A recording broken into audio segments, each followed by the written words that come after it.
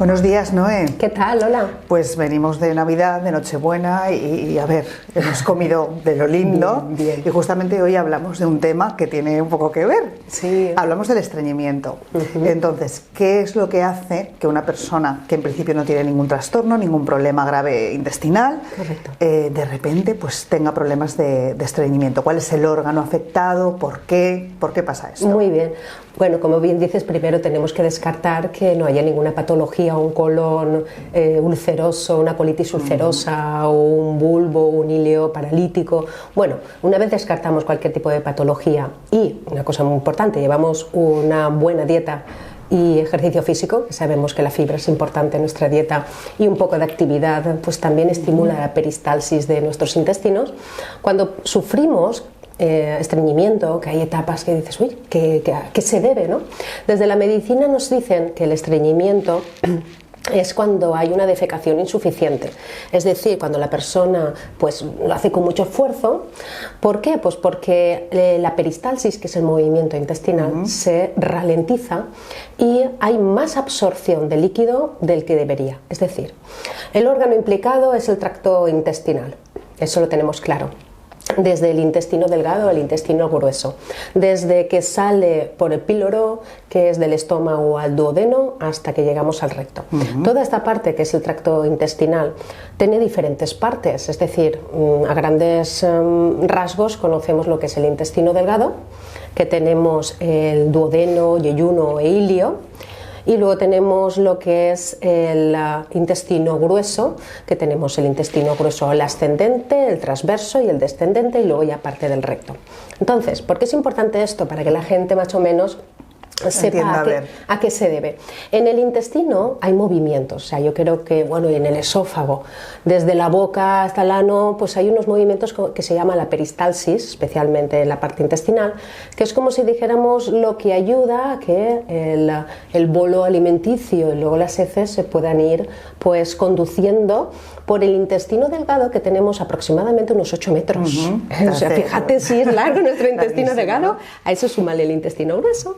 Bueno, entonces, la peristaltis es el movimiento. Este movimiento se lleva a cabo a través de una musculatura lisa, desde la mirada de la biodescodificación, es musculatura lisa, controlada por el mesencéfalo y corresponde a la capa embrionaria del mesodermo de transición. Para la gente que ha hecho estudios, ha estudiado con nosotros la formación, sabrá perfectamente dónde contextualizarlo.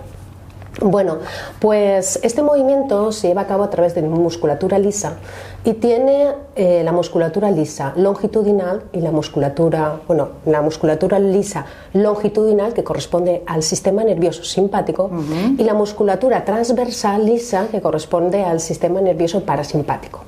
Entonces, claro, eso es importante, dependiendo de lo estresados o nerviosos que estemos, pues hay un movimiento u otro.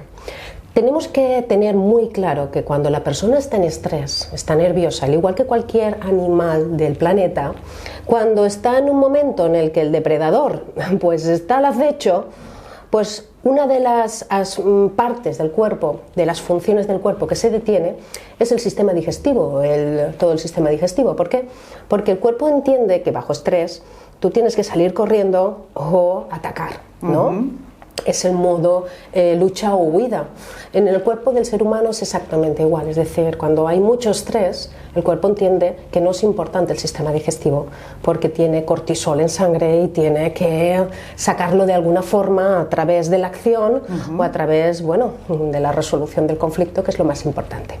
Aquí la cuestión es que la biodescodificación nos da una mirada un poquito más exhaustiva, es decir, ¿cuál es el conflicto que hay asociado? Te iba a preguntar, digo, ¿estás hablando del estrés? Sí. Es ese, el conflicto. Cualquier persona que tenga estrés no está estreñida, ¿o qué? A ver, ¿cómo está? ¿Qué conflicto hay detrás y en qué fase? Claro. Entonces, aquí la cuestión es, estamos hablando del sistema digestivo, estamos hablando de la peristalsis, del movimiento, estamos hablando del tracto, el tracto intestinal. Con lo cual, ¿cuál es el conflicto asociado? Cuando estamos en movimiento es un conflicto motor y estamos hablando de una situación donde la persona no consigue eliminar o sea, que retiene. Es una situación donde yo no suelto. Puede haber también cierto aspecto de rencor, de rabia. Es una situación que la persona vive como estancada, como parada. También son situaciones, ya puesto que son heces, estaríamos hablando de situaciones feas, de guarradas, de una situación vil, soez, porque la parte del intestino grueso, aquí todavía hay absorción de líquido. ¿Por qué? Porque las heces en el intestino, aparte de que en el intestino delgado se produce el metabolismo y la asimilación, en el intestino grueso todavía hay absorción de líquido y luego tenemos el almacén de las heces, que es la parte del recto. Esto es importante porque, claro, estamos hablando de que hay mucha retención, más de lo que se debe, retención líquido, por eso las heces son más duras, y luego la peristalsis se ralentiza. Entonces, hay implicados intestino delgado, intestino grueso y recto.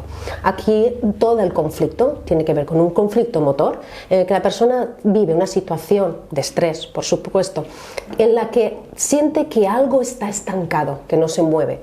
Puede venir relacionado con tema de herencias, de dinero, que no se mueve, de situaciones que no se solucionan. Y además también puede estar implicado la identidad. O sea, no me reconocen en mi familia, no sé cuál es mi lugar, situaciones que puede para la persona generar cierto rencor, rabia, feas para la persona. Entonces, con esta característica y esta connotación es con la que la persona tiene que estar sobre todo muy atenta, observando qué es lo que está viviendo, porque en la fase activa, que en biodescodificación hablamos de fase activa cuando la persona vive el conflicto, o sea, cuando estoy en esa situación que yo no resuelvo, que retengo, que me guardo, que no les saco movimiento, que no saco adelante, en fase activa encontraremos que la peristalsis, hay tensión en la musculatura longitudinal y eso lo que hace es que reduce el movimiento y además el vientre está duro, tenso. En fase de reparación, cuando la persona ya soluciona ese conflicto, entonces la musculatura ya se relaja poco a poco, implicaría la musculatura transversal y poco a poco pues ya es un vientre más distendido y ya vuelve toda la normalidad.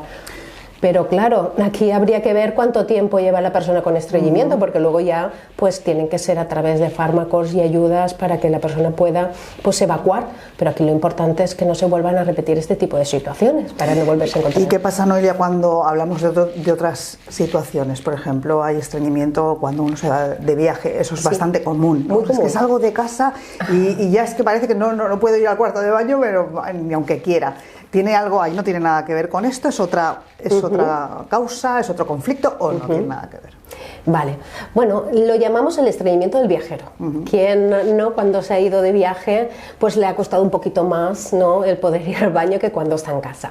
Por supuesto que en casa todos estamos mucho más relajados, nuestro baño es una parte más de nuestro hogar y podemos estar en el baño completamente tranquilos. Cuando salimos fuera, pues eso no se suele dar, nunca sabes pues qué sitio vas a encontrar y dónde vas a poder ir al baño. Esa es una cuestión que vamos a considerar. Pero otra muy importante es, fíjate que la biodescodificación se alimenta de la embriogénesis, de la filogénesis, de la evolución, o sea, aúna varias disciplinas. En el tema de la evolución de la especie, si miramos hacia atrás, nos damos cuenta de que la hembra, y voy a hablar de hembra como ser vivo, la hembra era la que se queda con las crías en el hogar, mientras que el macho es el que sale a cazar, el que sale fuera y el que, bueno, pues si se encontraba con necesidad, pues iba donde podía, lo más rápido que podía y ya estaba. Eso estoy hablando de animales y estoy hablando de nuestros antepasados, ¿eh? Entonces la mujer era la que siempre pues estaba como en su hogar. Podríamos hablar de territorio, en este caso ya nos iríamos a la parte más territorial, donde el hombre es el que marca. El hombre, los seres, en los lobos, en los seres vivos en general, son los que los machos van, el macho alfa va y dice aquí nos quedamos, marca el territorio y las hembras son las que organizan el territorio formando la familia, la cría y todo. Entonces, en el ser humano esta programación sigue estando en nosotros. ¿Por qué lo digo? Porque cuando se sale de viaje, normalmente son las mujeres las que más padecen el estreñimiento que los varones. Pero estaríamos hablando de una característica que nos apunta también la biodescodificación, que es muy interesante, y es que la mujer diestra y el hombre zurdo son los que van a tener más dificultad, mientras que el hombre diestro y la mujer zurda son las que van a tener más facilidad. Entonces, no estaríamos hablando de todas las mujeres, ni estaríamos hablando de todos los hombres, sino estaríamos hablando de la lateralidad, porque el sistema nervioso es lateral, y esto es importante, pero también de los conflictos previos, es decir, un hombre diestro que previamente haya tenido conflictos territoriales o esté no hormonado, entonces podría tener también estreñimiento. Esto es una cuestión un poquito más avanzada, pero para los oyentes que nos estén viendo, que sepan que aquí tendríamos una cuestión de balanza, de polaridad que tendríamos que tener en cuenta. Pero para la gente que no sea desconocedora, que se quede con que la mujer en general va a ser la que más lo va a padecer, cuando sale de casa por esta de viaje. cuestión. Sí, muy bien, sí. O sea que siempre hay que llevarse... Bueno, ya cada uno lo sabe, si puede o no. Exacto. Y te quería preguntar también por otro tema, que son los niños. Sí. Hay muchos papás que tienen los problemas con los niños que no quieren, o sea que les cuesta horrores y le cogen hasta manía ir, ¿no? Y se monta un cacao en casa tremendo. Ese estreñimiento o ese rechazo a ir a evacuar por parte de los niños, ¿a qué puede responder? Aquí estaríamos hablando de la obstinación. Son niños obstinados que no quieren ir al baño, no quieren ir a defecar. En este caso sería defecación. Bueno, aquí hay que mirar, porque los niños normalmente los conflictos son transferidos. Por eso los terapeutas lo primero que hacemos es mirar a los padres. Tenemos que buscar una situación que se oculta, tanto por parte del padre o de la madre, pero es una situación que sea fea y vergonzosa y que no se esté expresando. Y el niño lo que hace es lo mismo, contengo. Oculto la contención cuando las heces es algo que requiere de algo vergonzoso, sucio en general. Sí. Fíjate que bueno, otra cuestión que no se me olvide tampoco, también lo he observado en madres que al dar a luz han retenido el parto, o bien porque no llegaban al hospital, o bien por alguna urgencia, y entonces tienen el parto y luego pues el niño nace con esa obstinación. Entonces aquí tendremos que trabajar primero la vivencia de la memoria intrauterina. Tengo un caso de obstinación de los niños que es un síndrome de Guillain de la Tourette, en el que bueno, es un síndrome en el que la persona dice palabrotas, no las puede contener. La gente que ha visto la película de Tok Tok pues se dará cuenta de que ¿se llama así? Sí. De que son gente que no puede contener las palabras malsonantes. Entonces, en este caso recuerdo que lo que estaba obstinado el niño, que no podía ir al baño, era que el padre, por no decir palabrotas, o sea, es que no lo pueden contener, es un síndrome que no pueden contener las palabrotas, entonces hacía tal esfuerzo para no sacarlas, que esa contención la vivía el niño, en esta obstinación. Entonces, pues claro, trabajando el sistema familiar y trabajando esta situación que estaban ellos viviendo, pues pudimos dejar vía libre, soltar y al niño poderlo trabajar. ¿Y qué pasa cuando es al contrario?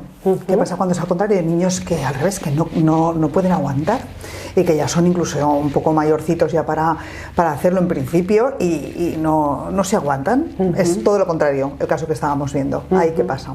Vale, aquí sería la encopresis, que es cuando le sale en epicrisis, que sería la fase de reparación, un pico que hay simpático-tónico en la fase de reparación, y estaríamos hablando de una manera que el niño hace llamar la atención dentro del sistema familiar a través del olor. Entonces aquí por los terapeutas, pues haríamos una mirada un poco al sistema familiar, a ver qué está pasando, donde el niño pues a lo mejor no se siente lo suficientemente reconocido, o también vamos a buscar si en los antepasados pudo haber algún evento no sanado de toxicidad.